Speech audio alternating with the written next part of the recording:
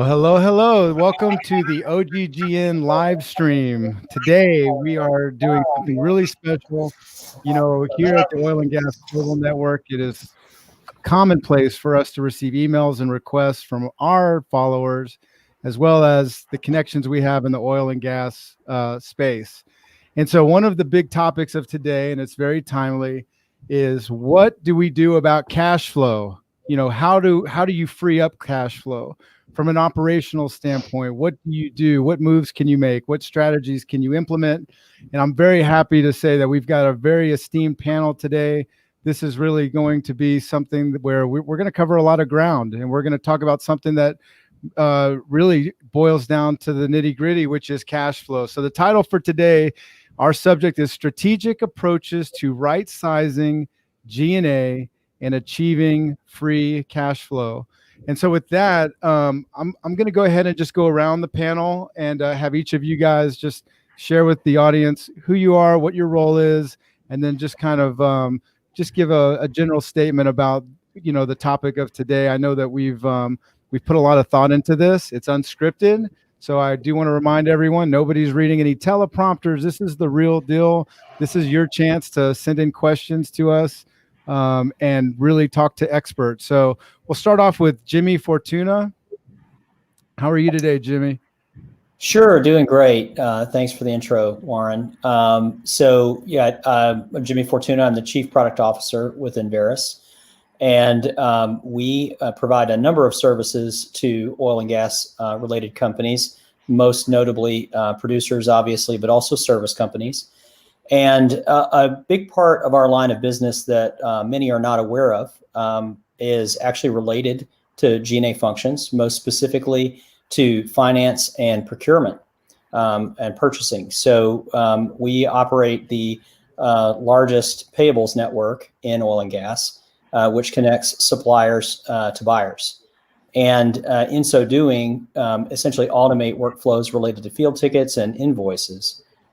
So that's a big part of what we do as a company. And increasingly, what we're finding as a big opportunity that is very timely, actually, is tying the data that arises from that to operations. We believe that these data that are handled by the finance and purchasing and other related back office departments are now crucially strategic for oil and gas enterprises, buyers and suppliers alike.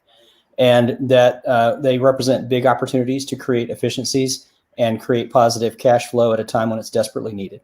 So that's a little bit about us. Thank you so much. And then I'm going to move on to Brent Longnecker. Thanks, Warren. I'm Brent Longnecker, Chairman, CEO of Longnecker & Associates. We specialize in executive compensation and corporate governance. Our industry specialty is energy. I've grown up in energy at Conoco, Huffco, and Gulf Oil. And again, you can imagine how important that is from a standpoint of cash flow and G&A, making sure that, one, you set up the right type of incentives to motivate people to think differently in today's world, which is completely different than where we were like 5, 10, 15 years ago. But also being able to talk about the issue of retention, which a lot of people don't like. Warren and the team have talked about that over the last couple of days when we've been preparing. But retention, although some people say there's nowhere for people to go, fact of the matter is that great talent is always in great demand. And the search firms aren't just out there playing golf.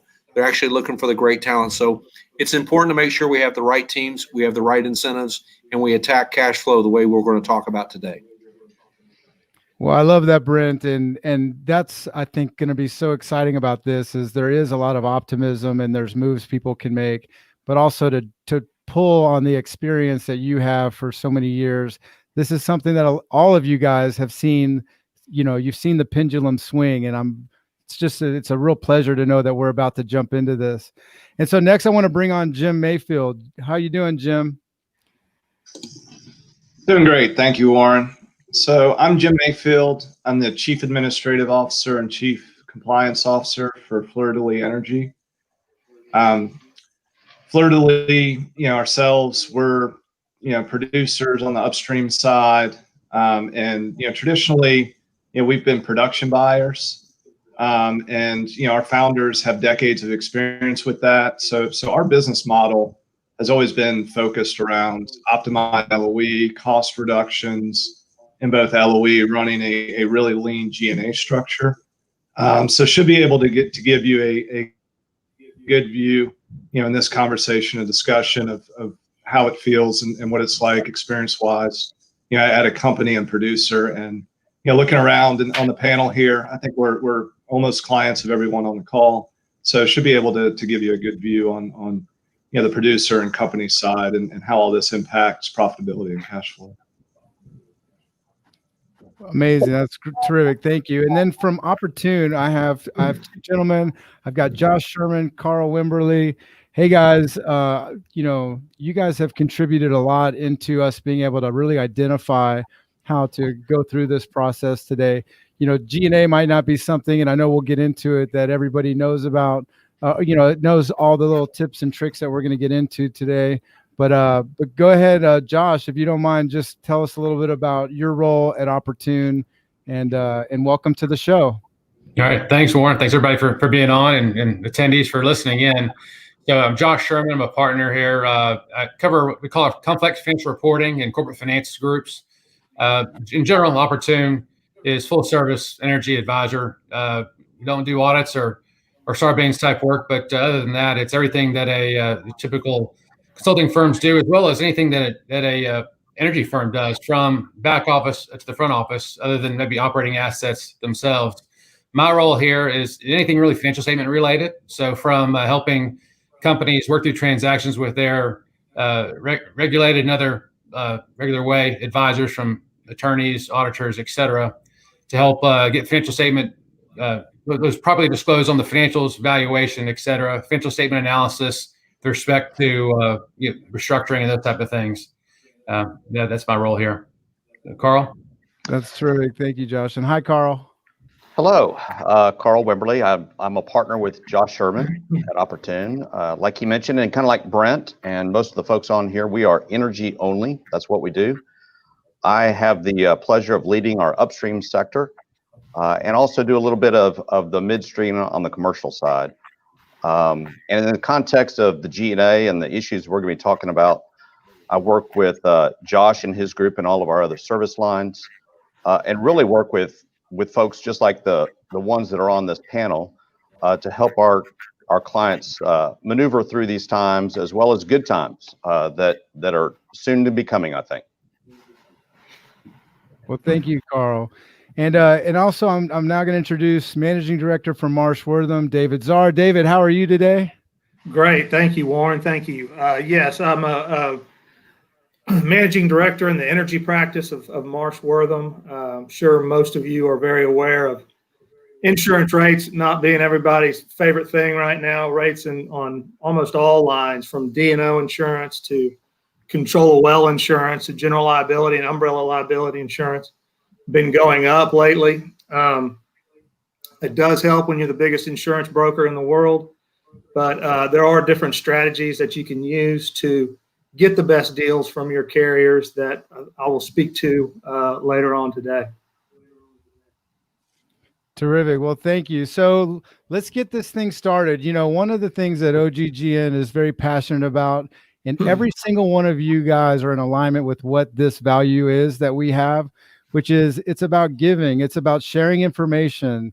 There's so many things that we can do professionally to enlighten some people that might be suffering right now. We don't, there's a lot of companies that are making a lot of difficult decisions, and literally every little point on the board that we can help them within this coming hour is going to go a long way. It's going to be good, not just for the businesses that are listening, but for the communities they serve in our industry. So with that, I'm going to start off with just the very first question.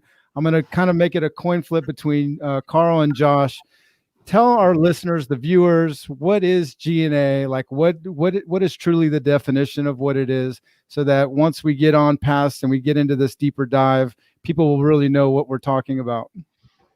Okay. Well, as a financial statement guy, I guess I'll cover the overall high level of G&A. So I think most simply, the way I look at it is it's operating expenses that are spent, anything other than direct expenses related to inventory or providing your service. So A lot of times, the majority of that is compensation and benefits. Generally, probably 60% or more of G&A is compensation and benefits. But then it's the other costs that you spend on employees, for employees, or spent by employees. So meals and entertainment, training, office costs and related, lease and other office costs, technology, travel, those type of things, insurance and professional fees.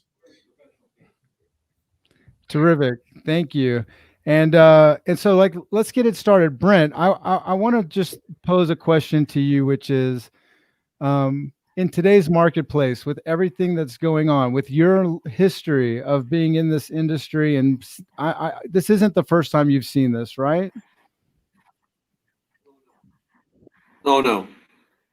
Now, we've seen ups and downs in energy, and it's one of those things that's kind of interesting when you have a CEO complaining about the fact that they're not getting paid the way they should be, and you look at them and go, okay, well, it's energy. It's commodity based. The fact of the matter is that this industry, like so many others, has ebbs and flows. The key is to make sure you keep people retained over a long period of time. For those that are public, Warren, it's a little frustrating because proxies literally look at things from year to year, and we start to lose sight of the fact of what's really important, and that is the multi-year look, looking at 5, 6, 7 years to make sure strategically we're setting our compensation the way it should be. Even the surveys that come out are year to year. No one really ever starts to think about strategically what a CEO and a board needs to do, what Opportune has to do all the time, and that's think long term when they're putting in the financials that they need to do. So this is something we've seen before. This probably is one of the worst we've ever seen. When you start to think about, Russia, Saudi Arabia, you start to think about the pandemic. But the fact of the matter is energy is a necessity that we have. And for the United States, no matter what any of the candidates want to talk about, it's an important security issue that we have to keep us from being a net importer and being a net exporter. So very, very key that we do the right things by our people from a compensation perspective and keep them motivated to do the things they need to do. Terrific. Thank you. And I'm going to move it to you, Jimmy. I mean, here it is. We discuss, Jimmy Fortuna, that is. I know we got two Jims. So I was going to say, here it is. Companies are making difficult decisions. You knew what the subject matter was today. What for you were some of the things that were kind of like you knew that this would be important today? And it's not just important, it's timely and critical. Can you walk us through your point of view and what you feel about the importance of being able to free up cash flow in today's marketplace, and for these companies to almost need to do these things to survive? And you're muted, but that's all right. Sorry about that. Trying to have good microphone hygiene here. As Josh indicated a little bit earlier, G&A is a lot of things, but there are parts of it, especially that I think we all need to remember are there to help us make better businesses. It's not frills. So these are things that are professional capabilities, professional skills, and technology that our businesses use to run better shops. And we are the most capital intensive business on the planet. That's where the big dollars go. And not to say that G&A is not important, but the CapEx, as we all know, is really, really big. And part of our G&A helps us figure out how to get the best results from that CapEx. So in our view, the really important thing to keep sight of here is when we're spending in G&A to make sure that we're spending the dollars that help us get the most efficiency and productivity from the business. Our founder likes to say that if you need to lose a few pounds, you don't start with your eyes. And I think that's an important way to look at it. There's a part of what G&A helps to serve that makes us better businesses. And that's the part that we like to get excited about and help our customers focus on. Terrific. So Josh Sherman, I want to talk about, you're in this space. What am I missing? Like, here it is. We've gotten to this point in this kind of exchange. People are seeing what the landscape is. We hear all about it. People who aren't even in oil and gas are hearing of kind of the urgency of making hard decisions and making adjustments. what are some things that are at the top of your mind that you think that a viewer should be considering, thinking about, and where you're seeing you're able to really impact your clients? Yeah, sure. Thanks, Warren. Yeah, I think talking to Jim over the years, Mayfield, who's on. I mean, I think I like what he says, and maybe you can elaborate a little bit in a second. Is just the mindset of G&A, and it's also what Jimmy mentioned about it's not, they're not frivolous items. I mean, G&A is really should, every dollar spent it should be a value add. How's this adding value to the business? And so I think that kind of starts the mindset, and then Great idea. from there. But it's also, I think, the big thing that come away, and I've been reminded about this a lot from clients, and especially when you look at making hard decisions around G&A, that it's G&A is not about just about headcount, right? It's not it. I mean, there's other things that certainly drive headcount. I mentioned compensation is a big part of G&A, but it's not just about getting to a number. It's about you finding the right way to retain your people, and who can how can you have the best organization. And so I think as folks look at their organization, one, you can look around. Yeah, I think as long as folks know and your peers know whether you're at the high end of a range of spending, you're spending dollars, and it's something that is talked about. I mean, a lot of companies that do go through a Chapter 11 process, you'll hear from their advisors and then their peers like, "Oh, saw that coming." I mean, just kind of step back and look at your organization, look at your peers, and see, hey, am I a good custodian of my dollars?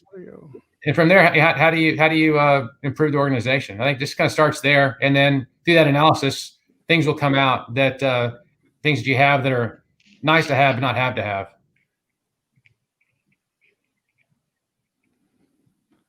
Terrific. I want to test. Can you guys hear me okay? I noticed my connection got a little shaky. Y'all can hear me? Yeah, you're good. Okay, terrific. What I want to do is I am about to get to Jim. Jim, we are going to talk about mindset and mind frame and the way you position as a leader, sometimes how to navigate through this. But before we get to that, I'm going to flip over to Mark LaCour, who's reading our comments from LinkedIn. And we're going to do something we've never done before on our live stream, which is we're going to actually let you guys, the panel, hear what our viewers and listeners are responding to. Mark? Yeah, we also haven't gotten used to this camera flip thing. So a couple big shout outs. Hey, I see the Dallas street teams on the I was watching. A big shout out to y'all. I see the Venezuela street team is on. So big shout out to y'all. It looks like Ashley's paying attention. Hey, Ashley, Raphael's out there. So everybody that you joined us, really appreciate y'all joining. We're gonna get back to the good content, but love having everybody here learning this really cool stuff. All right. So Jim, we're going to pivot to this, mindset. Josh Sherman said it the best, that this is something that you're very keen on. You've been in the middle of this stuff. Where can you take us down the road of mindset, knowing this, and really making the adjustments with G&A and really focusing on a business's free cash flow? Yeah, so I think you hit the right word a minute ago when you said leadership. So when you think about where we are as an industry, this has really started before COVID reduced prices. So when you think about our market and the industry, for 15 years and plus, the market was really focused on growth and growth at all costs, right? So most of your leadership and your teams were really focused on finding good rock, developing that rock, and most of them were running negative cash flow to do it. But both the public and private markets accepted that, and in most instances rewarded that. So we operate around 100,000 BOE a day, but our business model has always been focused on being cash flow positive, creating free cash flow to distribute to investors and shareholders. And when you look at the market over the last few years, you've seen this real big shift. And the shift in the market is both the capital markets on the public side and on the private side have pulled back and said, no, we want profitability. We want free cash flow. So now you have leadership that, for decades was focused on growth. And now you're judging them on new metrics, and that being profitability and generating cash flow.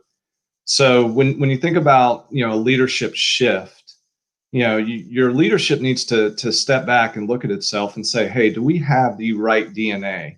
Do we have the right experiences?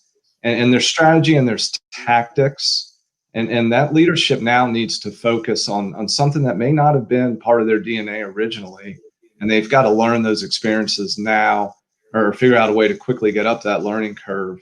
Because you can't just take a spreadsheet and put last year's cost in and then just put a bunch of percentages next to it. I mean, that's not how you do G&A reduction. G&A reduction, and really not even reduction, but more optimization and creating better efficiencies and productivity is done through strategy and tactics. And your strategies really need to be focused on two key areas, being automation and outsourcing.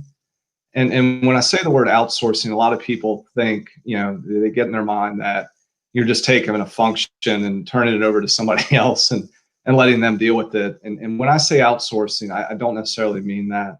What I mean by outsourcing is within each one of your functions, you need to manage by risk, and you have to look internally and say, what are the things that we do well internally that we need to obviously be better at, but also, where are the areas that we absolutely have to control? How do we do that in the most efficient manner?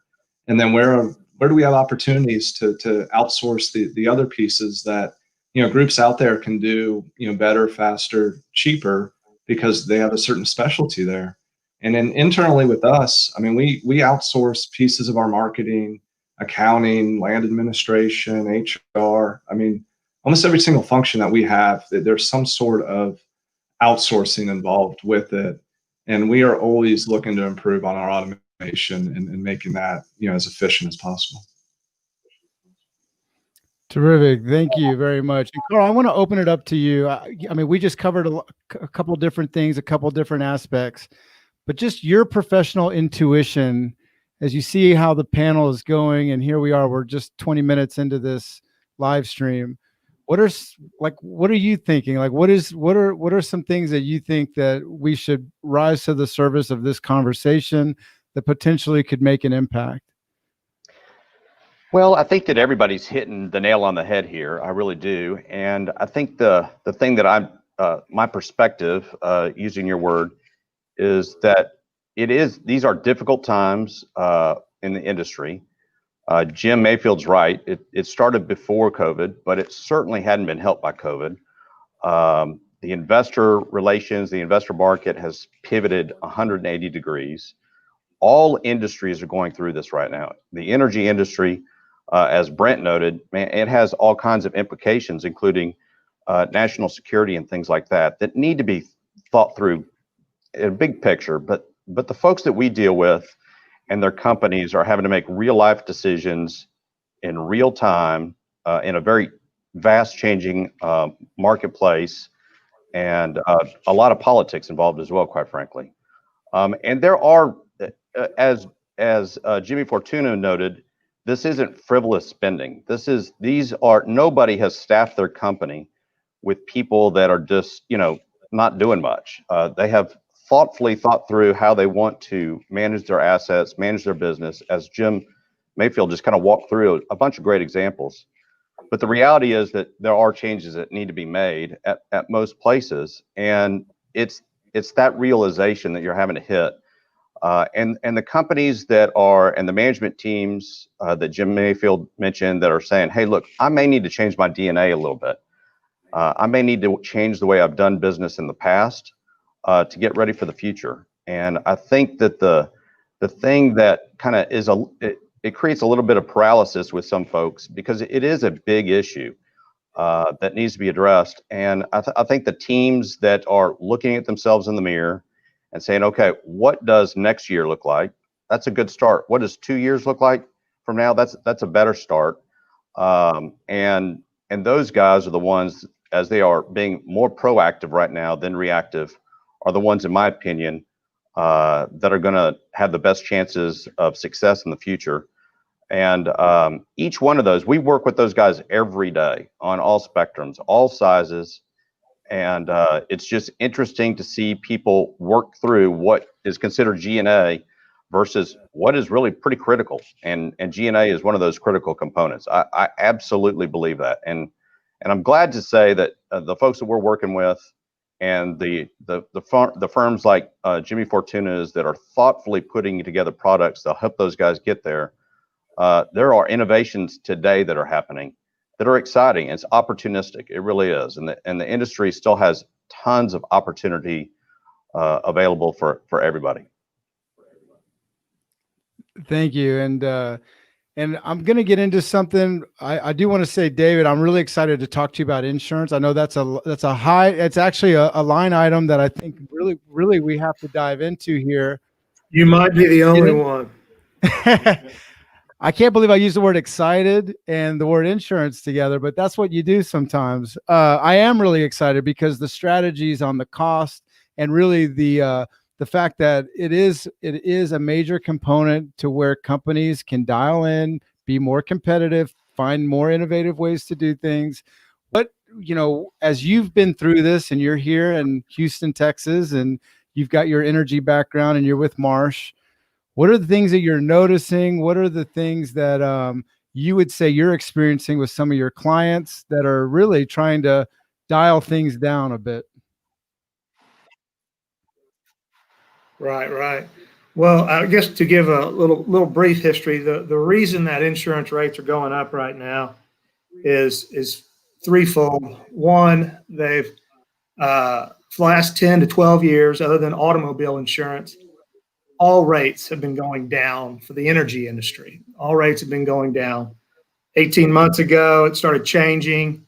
Some markets started coming out of from writing the lines that they were writing, specifically primary umbrella liability insurance. A couple of markets from Lloyd's of London that were, exclusive energy riders pulled out. Now COVID had hit, it's made the problem a lot worse.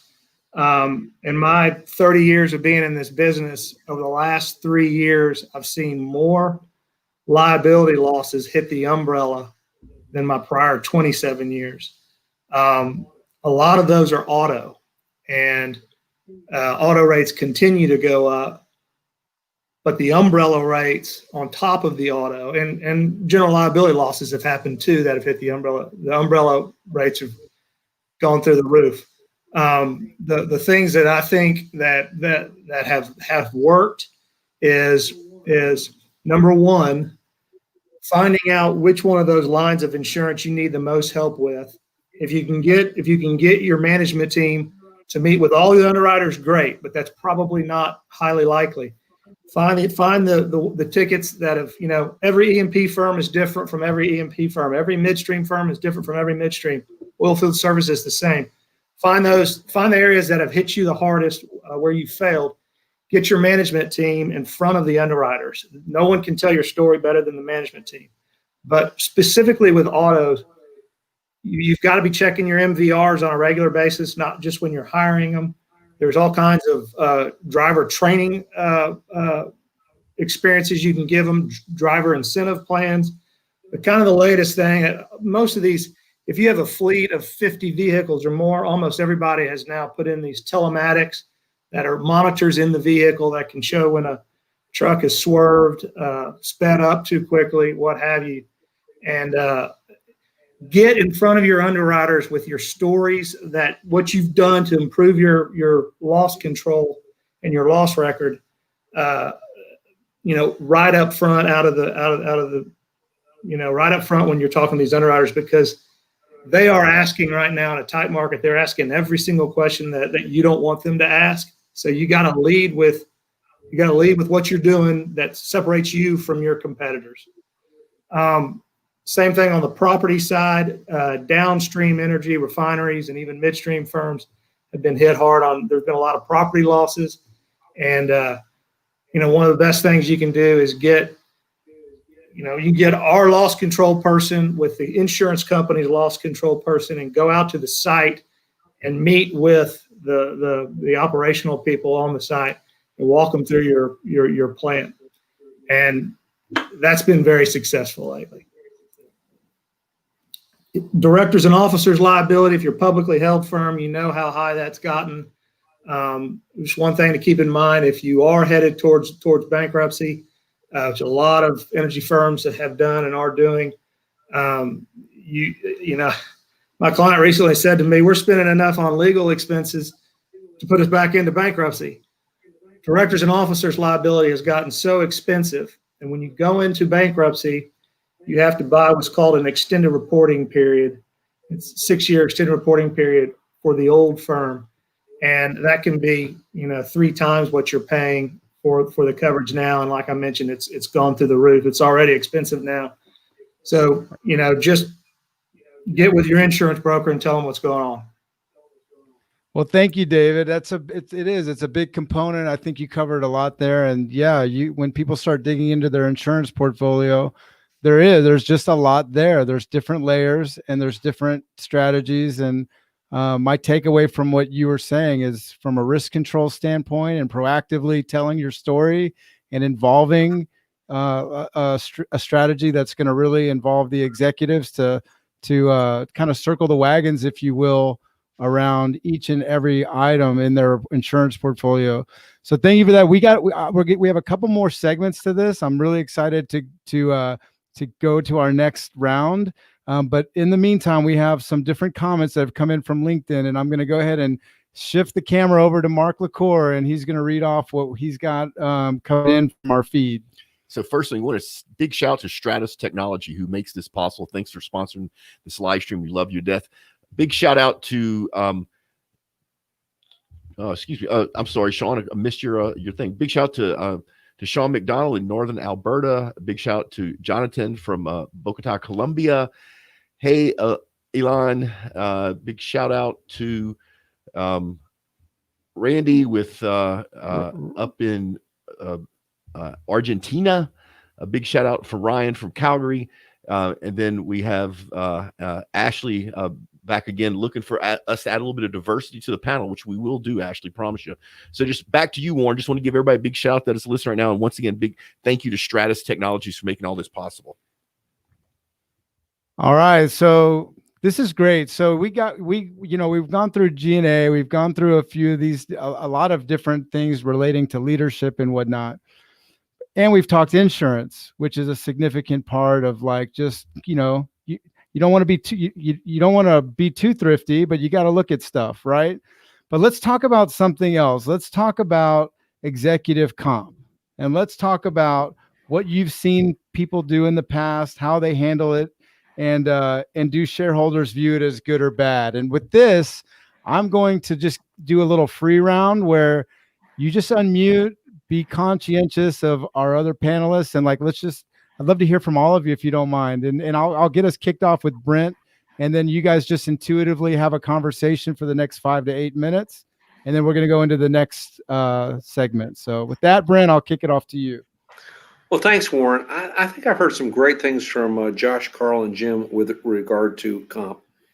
It's sad to say, but oil and gas has probably been very aggressive out there with regard to executive compensation. Especially the public companies out there. There's been a disconnect. And what we've seen is a rotation out of oil and gas, not just because of people worried about the investment, but the disconnect because of that pay. And I think that's a little bit disconcerting. That is not painting everybody with a broad brush. I'm just telling you that there are some players out there that probably do not play fair. And we have to be conscientious of that when we're starting to talk about how to basically align ourselves with shareholder interest. You got really 3 giant buckets out there. You have base salary, annual incentive, and long-term incentive.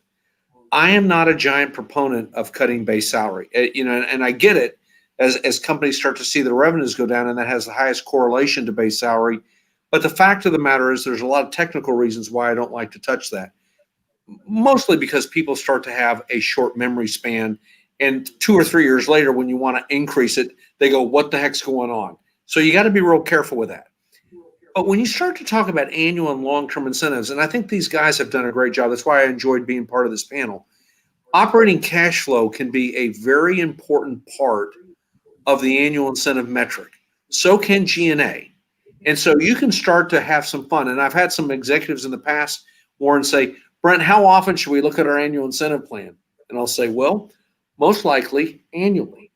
And so, you start to think about that a little bit, and you can change that. Long-term incentive should be directly aligned with long-term shareholder interest. And I think that being able to determine what kind of vehicle it should be, I love performance-based vehicles, but also don't mind time-based. Again, if you can combine the two, there's been a lot of changes with accounting. We went from APB 25 over to FASB 123R. Sorry for being a little geeky there. But once we did that, it put us all into a really good position to think about time-based restricted stock and performance shares. And those two things are absolutely key, I believe, in today's market, whether you're public or private. You can actually use synthetic if you're private. And if you run into a problem from a standpoint of how much you have, you can default into a stock appreciation right settled in cash. But I do think it is incumbent upon this industry to do the right thing. I think David knows from a standpoint of insurance, you've got to do the right thing. And because if you continue to do things to where it's excessive, it puts a burden on the D&O liability insurance, and it makes the carrier sit there and go, what the heck? So it's not just insurance, it's not just shareholders, it's not just employees, it's the industry we need to be thinking about. Brent, I have a question. While at Opportune, we love when firms use certain management incentive units with complex waterfalls, or public companies with total share return type awards, because the accounting is complex and the valuation may be complex from a reporting standpoint. They then hire us to do that. But those two things specifically stand out as things that, for better or worse, haven't worked because of the industry. Maybe are you seeing any changes in those type of award MIUs for privates, or and then kind of total share return stuff for publics that through this downturn? Josh, great question, and of course wasn't scripted, so I'm glad I'm ready. The concept of relativity has run into a lot of problems out there, to where you can be the best of a bunch of bads, and you've got to be really careful. And so what you're starting to see is a bigger movement on the boards of both public and private to think about what it is they want to do for them as a company. So absolute measures. And then if you want to have a premium or a discount associated with it, then you can look at the relative performance you have, but maybe that's a swing of 10 or 20% up or down. But I will tell you, Josh, great question. You're seeing a lot more people sit there and say, why do we worry about what everybody else is doing? Why don't we take care of our own cooking and attack what we're trying to do? And so you're seeing a lot more from an absolute perspective on a lot of things all of you all have talked about today. Thanks.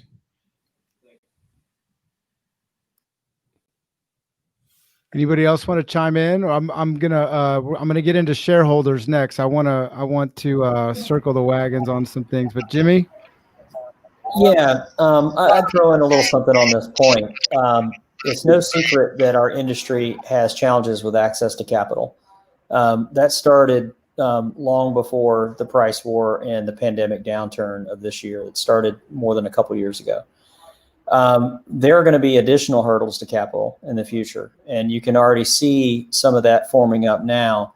Some of it is broadly referred to as ESG qualification that some limited partners are placing on firms that allocate capital for investment. And there's three components of that. There's the environmental, there's the social, and the governance part. I would expect that these compensation issues are going to show up in the governance part for sure, and maybe in the social part as well. And where the limited partners come in terms of what they dictate or require that their capital allocators report on is hard to say.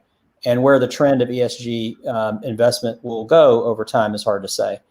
But I think it would be wise for all of us in our industry to realize that executive compensation will be one of those things that gets lumped into that lens. And I don't think anybody is looking forward to higher cost of capital. So I just throw that out there.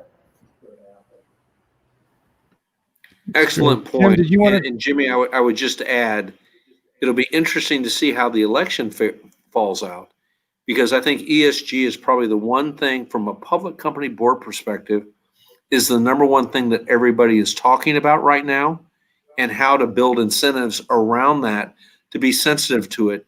But I do think that that is a real key area, along with diversity and inclusion and just these new human capital standards that were just given by the SEC. So lots of change going on, but it will impact us whether we're public and or private. So great point. And to David's point about talking to underwriters about just getting in front of them and telling the story that you're doing well. I think for better or worse, I guess for worse right now, given just the view of fossil fuels around the country and maybe the world. But there's a lot of things this industry is doing really well in ESG. The improvement that we're making across all three of those things. And the company can go out and talk to shareholders, future and potential LPs about those things. And there's some tangible things that everybody's doing. Just get on and talk about that. Yeah. And I'm going to add a little bit here, just from a company perspective. So, I mean, this issue is really a more complex one than I think most people appreciate. I mean, these businesses are tough industrial companies to run. And, when you look at, what you do, you have to have a certain amount of context to it. I mean, if you have 20,000 BOE a day, but you're doing it from 6,000 wells, in multi-states, I mean, that's a lot harder business to run than something that, is 20,000 BOE a day, that's in 400 wells that are all contiguous and don't have their acreage scattered everywhere, versus maybe like a minerals company, right? So, when you paint a broad brush of not only executive comp, but also, how we look at compensation at all levels in our organization, you may have a harder time running, that first example than the second and third. And how do you, and Brent, maybe this is a question for you. I mean, how do you think of it in terms of, compensation, being just an easy one to kind of paint a broad brush across the industry, at all levels in an organization, and maybe not have the comparability, that you would in potentially other industries? Jim, I think that's an excellent point. I think you have to make sure that you look at companies that are either oily or gassy. You need to look at the place that they're working in. You need to look at the complexity that they have. You need to look at their revenues. We usually have 6 or 7 different what we call footprints we look at, but one has to go into understanding that no company is exactly the same. It's nice to talk about peers, but at the same time, every company is probably going to be unique because of its leadership, because of the place that they have. And it is a scary thing to ever want to paint everybody with a broad brush. It's nice to get good comparables, but it's also much more important that once you have the comparables, then to customize it to what the leader is trying to do there along with their board. And I think that's where you start to separate the wheat from the chaff, from good advisors versus poor advisors. Poor advisors just want to sit there and lump it all together and run. I think good advisors want to sit down with guys like you and say, okay, how does this look, and is this good? And then even look at the competitors of your peer group and go 2 or 3 fold in to make sure no one's gaming the system to where they're just bringing in the top paying entities to be their peer group. There's not many of those, but all you need is 1 or 2 of those, Jim, and all of a sudden things start to get skewed.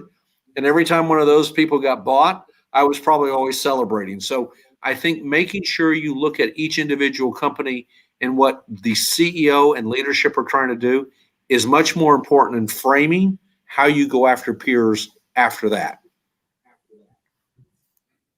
Okay, guys, that's great. Thank you. And okay, so we're going to pivot. Okay, and here's where we're pivoting to. When people start getting thrifty, making cuts and making adjustments and doing some of the things that there's a lot of this stuff that is very strategic, but your shareholders have a short memory, right? So even though things are where they are today, all of you guys have been able to consult and experience what it's like for a company to go from it's chickens one sometimes and it's feathers the others, right?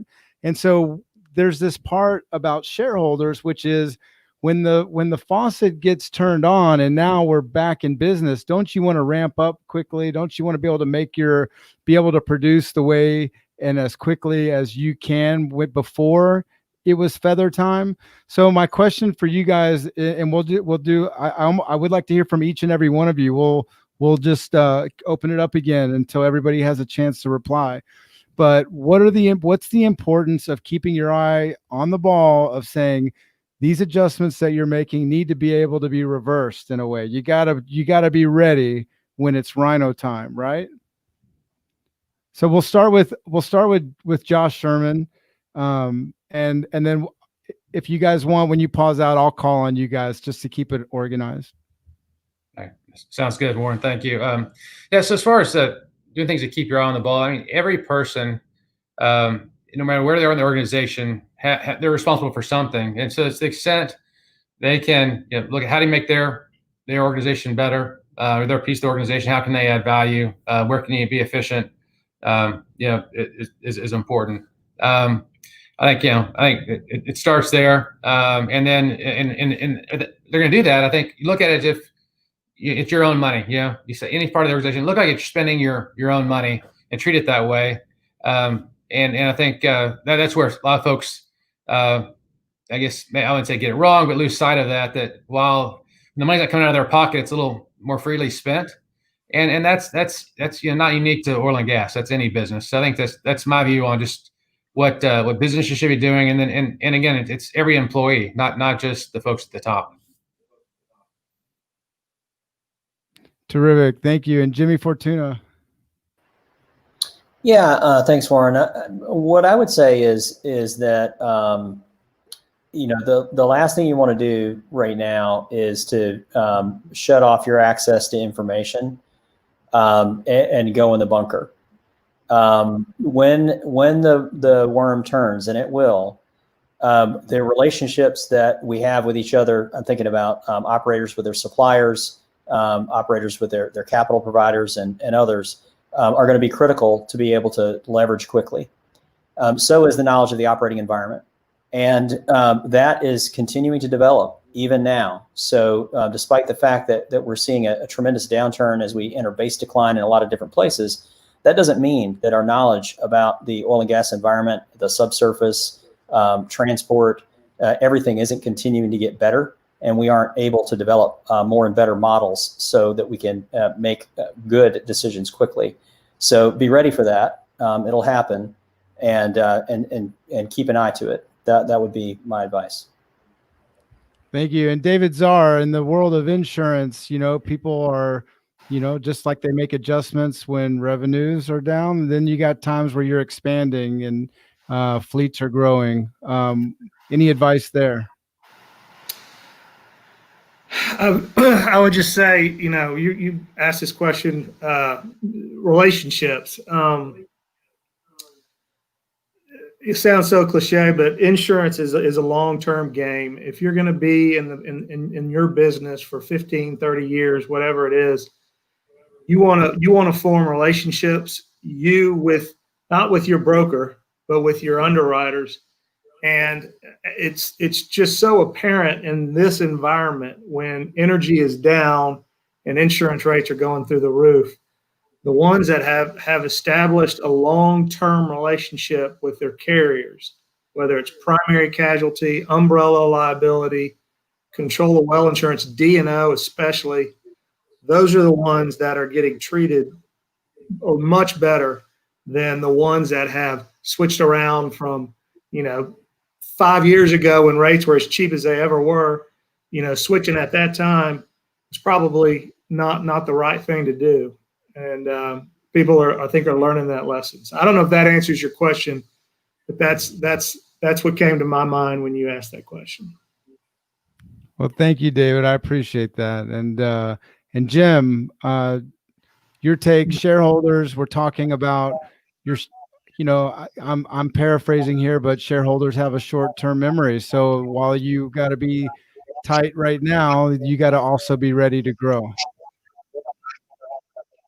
Yeah, and I hate to beat this drum again, but it really does come down to leadership and process, right? I mean, when you look at your organization, as you're developing strategies, I mean, you have process, and some people do it better than others, but you're internally you run through your processes, and it's a monthly, quarterly, annual basis, and you're always looking forward, and as you go into budget seasons, as you refine those over the year, I mean, you're constantly looking forward and scenario planning, and good teams are constantly thinking about, okay, if price does turn, what are we going to do? When are we going to do it? And I think, a recent good example of this is, there were a lot of teams that were, good operators that were intimately familiar with their assets, that in the April, May timeframe, we all quickly in the industry had to deal with the potential to shut in. And, the same sort of process that you would use to prepare and plan for, a reigniting of your development and growth, also comes in, into those situations where you potentially need to shut in. And saw some people do it better than others, and some were ready for it and some weren't. But given that recent experience, the intimacy that most teams should have with their assets after that experience, if you are not today, in your monthly, quarterly, annual planning process, devising scenarios where you could start to grow and develop again, then you're probably failing at leadership. Awesome. And guys, we got a kind of a crazy question from Greg Herrera on LinkedIn, and I honestly, I can't wait to ask it to see if any of you guys can reply. And before I ask it, I want to just remind everyone, we're sending a big shout out to Stratus, who made today possible. So if you're watching today, if there's something you've learned, if you're experiencing the opportunity to sit with these guys, and as you'll know, we're gonna have everyone's contact information in the show notes. But I want to say thank you to Stratus for making it possible.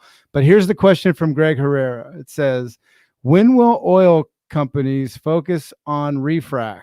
Current shale wells deliver 4 to 5% ultimate recovery factors at SMUSD, while refrac at 1.5 million back to original production. So what the heck does that question make? Anyone want to volunteer to just maybe even explain to me the question? Okay. I'll take everyone's throwing in the I'll towel. take a stab. I mean, I don't have an engineering background, so take this with a grain of salt. But people are doing them. We've done some, and a lot of it, the ability to do a refrac, has a lot of variables, and they differ from basin to basin. I think what you'll see is gas is probably easier than oil because it comes out of the ground a lot easier. But a lot of it depends on your reservoir, the dynamics of the engineering of the reservoir, and really your kind of ability to see if there is spacing, other dynamics that make it plausible to do something like that. That's good. Yeah, Good I would. You got one too, Jimmy? Yeah, I would add. Go ahead. Yeah, I would add that I've got some colleagues that could probably break out an analysis for you on that pretty quickly. I'm not one of them, but what I would say is that I think they would agree with Jim. It very much depends on where you are, what stage of development the asset was in overall. What are the fundamentals of geology? What are the fundamentals of good well design in that area? Apart from the other variables, and you put all that together, and it tells you whether or not you're going to get a good IRR or NPV or whatever your objective function is going to be for doing a refrac versus drilling another new well. So I would say our customers tend to be pretty sophisticated about that stuff, and many of them have got it dialed in pretty well. So we've seen that for a number of years. I think we'll continue to. Well, thank you guys. So we're 5 minutes at the, to the hour. What I'd like to do is this conversation, while it's so important, there's a lot of leadership out there that are making decisions, and they have to they have to use really good information, and hopefully they have the right team to help them. But there are people that are watching this or will find certain aspects of this to be where they might want to reach out to you. So what I'd like to do is to close the show out. I'd like to go around the panel, and I would like just for you to share your closing comments, and also tell a viewer your skill set, how you could help them if you're open to that. And we'll make sure all of your contact information is in all of our show notes and in the comment section to everywhere we distribute this. But with that, I'm going to actually start with you, Jimmy Fortuna, and I'll call on each of you before we close out. And I do want to thank you guys. Excellent job. This is one of those things where live streams, it's completely impromptu, right? Like literally, you never know where the conversation's going to go. It puts you in a very dubious position because really it's an intuitive conversation, and ultimately it is unscripted. So I want to congratulate all of you guys. You really did great. And I know we're going to be talking to all of you a lot more, but Jimmy Fortuna, closing comments. Sure. I'll ask the audience's forgiveness a little if I sound a bit like a commercial, but what I would say is that there exists in your operations and in your back office a treasure trove of data that has never been more valuable to help you manage capital cost and how you're going to deploy capital most effectively in the future. Many of our customers have begun getting help with that. I think it's going to be a top level board of directors issue as to how well you're using that data to better optimize your business in the future.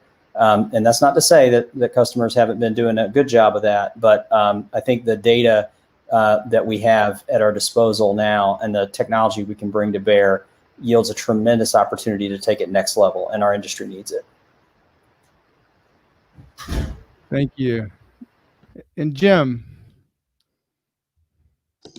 Yeah, just thank you for having me on today. I think, going forward, for anybody listening, leadership, teamwork, positive energy are the ingredients it takes to be successful. And building good processes, having good strategy, making good judgments.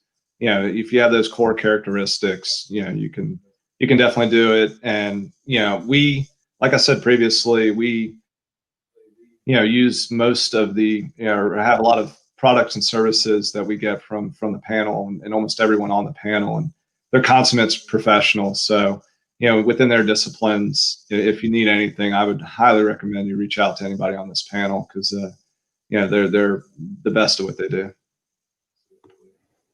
Agreed. Thank you, Jim. And Carl Wimberly. Tough to follow those two. I'm not sure I qualify as the best at what I do, but sure try. And I agree with Jimmy and with Jim that right now it seems like a little bit of a tough time, and it definitely is. But there's opportunity, and as Jimmy Fortuna mentioned, there's opportunity with your data. As Jim Mayfield mentioned, there's opportunity with your processes and taking the time to realize the gains from taking a step back and looking at what you have going on. I appreciate the time with the panel. Jim Mayfield is right. They are consummate professionals, and I appreciate being a part of it. Thank you, Carl. Josh Sherman. All right, thanks. Thank you, Warren, and also all the panelists.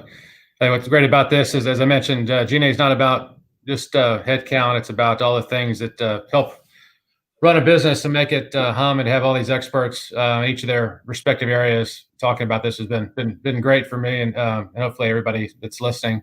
For going forward and opportune. I think one thing to think about, it's in times like this when capital is in short supply, everything becomes harder. The business, the back office, accounting, valuation. So while an opportunity, we've never been accused of maybe being the cheapest folks. Hopefully we value you get what you pay for, but questions are free. And so, anytime folks have questions about any topics around financial statements, outsourcing, valuation, we always love to take questions and help people as much as we can. We work with every audit firm, Yeah, every bank, every attorney. So we see a ton of transactions across the 150 clients that we have annually, and always happy to take a call and just talk about what we're seeing. If there's a way we can help through a call, we're glad to do it. So look forward to talking to not only folks in the industry, but also panelists going forward. Terrific. Thank you, David Czar. I like that line. Questions are free. Absolutely. If you need insurance help, please call me. I would say one last thing is with a tightening of the insurance market, underwriters are getting submissions, as you can imagine, from everywhere. They're busy. Get a head start. If your broker hasn't contacted you 90 days before your renewal, send them an email and say, hey, what do you need for renewal? Thank you all for listening. Thank you, David. And Brent Longnecker. Well, I would say, listen, this is a wonderful industry to be in. I know it has its ups and downs, and we're right in the middle of one of the biggest downs. But the fact of the matter is that it is truly a great industry. One could get into all the reasons why, from a security perspective and just a standard of living that the United States has. And if not for all the pioneers that we have out there that are in it, we wouldn't be where we are today. The people on this panel, we spent a lot of time preparing for this. Absolutely fun to listen to.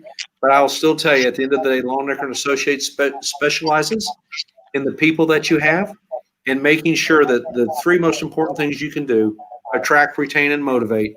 If you can do that in this great industry, we think you can differentiate yourselves. And I appreciate everybody listening today. Well said, Brent.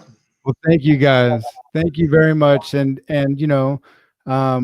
let's do it again. I really enjoyed getting a chance to talk to you guys. I mean, for a lot of us, this is the first time we've actually gotten to sit down and talk business, right? And so I can't wait to just see the people that we get to that get a chance to take a moment and get some new information, maybe, and some of it is just finding a better way. So with that, I want to thank you. I want to thank Stratus, and I want to let anyone knowing that's watching this that we will have everybody's contact information in our comments, in our show notes. And with that, thank you so much, guys, and God bless. Great job, Warren. Great job, guys. Thank you, guys. Thanks, Warren. Bye.